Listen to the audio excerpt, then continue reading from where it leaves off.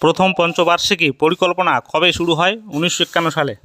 দ্বিতীয় পঞ্চবার্ষিকী পরিকল্পনা কবে শুরু হয়? 1956 সালে। তৃতীয় পঞ্চবার্ষিকী পরিকল্পনা কবে শুরু হয়? 1961 সালে। কোন পঞ্চবার্ষিকী পরিকল্পনায় কৃষিক্ষেত্রে ঋণাত্মক বৃদ্ধি পরিলক্ষিত হয়? তৃতীয় পঞ্চবার্ষিকী। প্ল্যানিং কমিশন কবে গঠিত হয়? 1950 সালের 15ই মার্চ।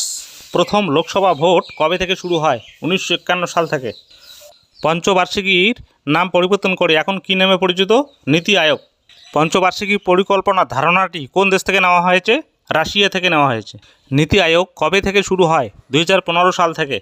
বিভিন্ন কম্পিটিটিভ পরীক্ষার অঙ্কের সহজ সরল টেকনিক এবং জিকে পেতে চ্যানেলটিকে সাবস্ক্রাইব করুন।